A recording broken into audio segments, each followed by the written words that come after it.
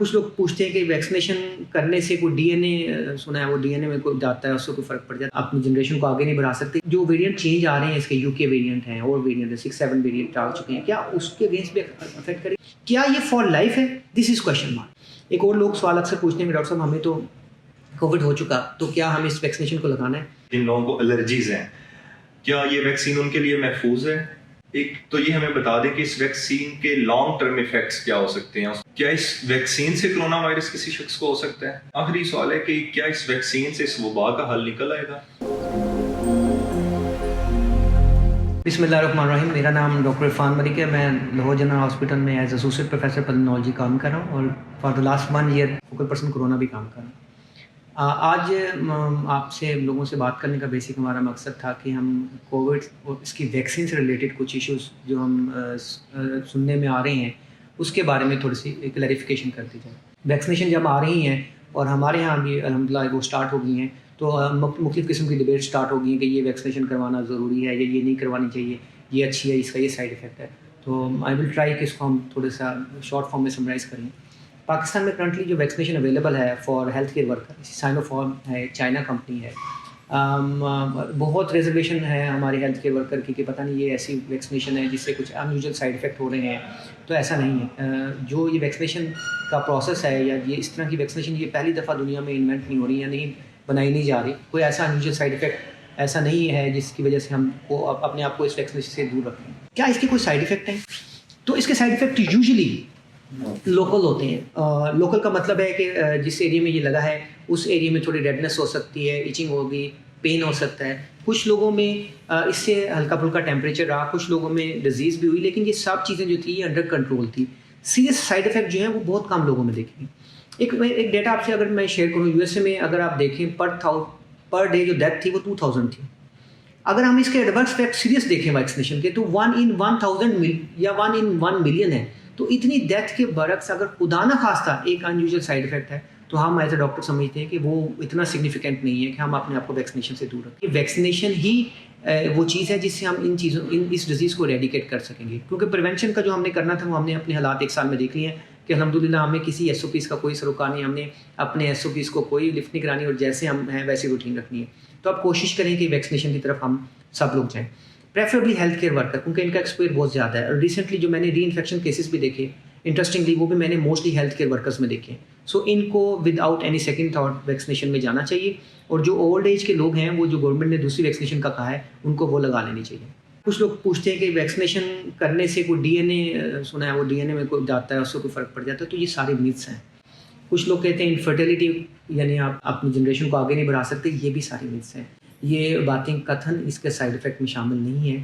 ہاں side effect ضرور ہوتے ہیں اور ان میں سے زیادہ سائڈ افیکٹ ہیں وہ جنرلائز یا لوکلائز اس ایریا کے ہیں. کوئی میجر سائڈ افیکٹ ابھی تک ایسا دیکھنے میں نہیں آ رہا. کافی ہمارے ڈاکٹرز نے لگانا شروع کر دی ہیں اور جو اسٹڈی بھی ہوا تھا اس میں بھی کوئی ایسا میجر سائڈ افیکٹ نہیں دیکھا گیا. جو ویریئنٹ چینج آ رہے ہیں اس کے یو کے ویریئنٹ ہیں اور ویریئنٹ 6-7 ویریئنٹ آ چکے ہیں، کیا اس کے اگینسٹ بھی افیکٹ کرے گی؟ تو یوزلی جنرلائز افیکٹ اس کا ضرور آئے گا. دیکھیں کوئی بھی ویکسینیشن ہم فلو سے اس کا کمپیریزن کرتے ہیں، جب فلو کی ویکسینیشن بھی ہم کرتے ہیں تو اس کے بھی بڑے ویریشن آ جاتی ہیں، لیکن یہ اس کی سیریسنیس آف ڈیزیز کو کنٹرول کرتی ہے. تو ہماری ایز اے پلمونالوجسٹ ایکسپیکٹیشن یہ ہے کہ یوزلی یہ ویریئنٹس کو ایک حد تک کنٹرول رکھیں گے. کیا یہ فار لائف ہے؟ دس از کویشچن مارک. میری ایز اے پلمونالوجسٹ میری ابھی تک انڈرسٹینڈنگ یہ ہے کہ شاید ہمیں اس کو سیزنل طور پہ لگانا پڑے، لیکن let's see time will tell us کہ کیا ہمیں 2 بوسٹر ڈوز سے ہی فرق پڑ جائے گا یا ہمیں اس کی booster dose after some time لگانا چاہیے. ایک اور لوگ سوال اکثر پوچھتے ہیں کہ ڈاکٹر صاحب ہمیں تو کووڈ ہو چکا تو کیا ہمیں اس ویکسینیشن کو لگانا ہے؟ تو بالکل جی آپ نے لگانا ہے، لیکن اگر آپ کو نیگیٹو ہوئے 2 ہفتے ہو چکے ہیں. ایک ریسنٹ اسٹڈی ہے جو ہم بھی کوشش کر رہے ہیں، پرنسپل صاحب سردار الفین ظفر صاحب نے ہماری اس میں ہیلپ بھی کر رہے ہیں، انہوں نے ہمیں کٹ بھی لے کے دیے کہ اسپائک پروٹین کا لیول چیک کرا لیا جائے. ابھی ریسنٹلی دیکھا گیا ہے ایک کنٹریز میں، یورپین کنٹریز میں، کہ جن میں یہ پروٹین ہائی ہے تو شاید ان کو ایک ہی ڈوز لگانی پڑے جو لوگ آلریڈی انفیکٹڈ ہیں. ایک تو یہ ہمیں بتا دیں کہ اس ویکسین کے لانگ ٹرم ایفیکٹس کیا ہو سکتے ہیں، اس پہ کوئی اسٹڈی آئی ہے؟ دیکھیں ابھی تک کیونکہ یہ فیز 3 ٹرائلس کے بعد لانچ کر دی گئی ہیں تو ایگزیکٹلی تو اس میں کوئی اتنا بڑا ڈیٹا ہمارے پاس نہیں ہے کہ ہم اس کے بارے میں کہہ سکیں. لیکن سیریس سائڈ افیکٹ جو ہیں موسٹلی وہ دیکھے جا چکے ہیں، وہ اتنے سگنیفیکینٹ نہیں ہیں. سو موسٹ لائکلی ہم اس کا لانگ ایڈورس افیکٹ ایکسپیکٹ نہیں کر رہے. دیکھیں ایک چیز اور میں یہاں پہ بتاؤں، کچھ ویکسینیشن کے ساتھ کچھ نیورولوجیکل سائڈ افیکٹ ہوتے ہیں، یہ صرف اس ویکسینیشن کے ساتھ نہیں ہے.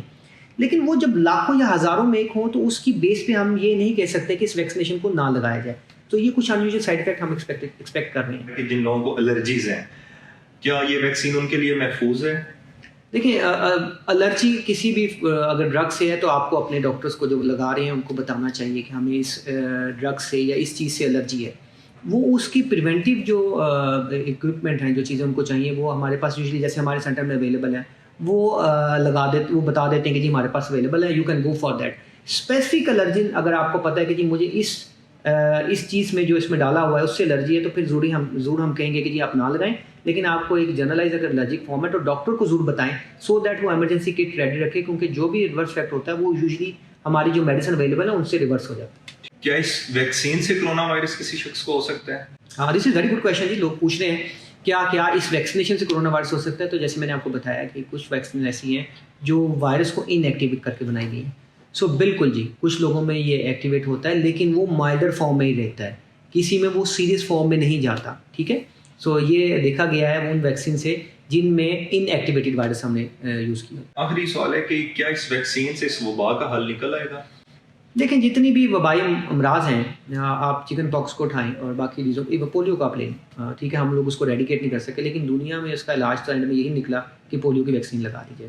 سو سم وٹ میں تو یہ سمجھتا ہوں کہ یہی اس کا واحد جو ہے اس کا علاج ہے, کیونکہ علاج کے پوائنٹ آف ویو سے جو بھی میڈیسن ہے اس کی کنٹروورسی آپ اپنے گوگل کر کے پڑھ کے دیکھ لیں کہ یہ ڈرگ ہے یا یہ افیکٹو ہے, یہ پلازما یہ افیکٹو نہیں ہے, تو اس میں کنسنسس نہیں ہے. تو پریونشن ہمیں بچا تو سکتی ہے لیکن ہمیں اس سے علاج اگر اس کا ہم سمجھیں کہ ہم اس بیماری کو ختم کر سکیں گے تو وہ صرف اور صرف ویکسینیشن. سو کٹ شارٹ آج کا جو پروگرام تھا اس کا مقصد ہمارا بتانا یہی تھا کہ ویکسینیشن ہر فارم میں سیف ہے, چاہے آپ اس کی چائنا کی ویکسینیشن سائنو فارم کو اٹھا کے, چاہے آپ فائزر کی ویکسینیشن لے لیں, ان ساری ویکسینیشن کا جو لیتھل سائڈ افیکٹ ہے وہ آلموسٹ نہ ہونے کے برابر ہے.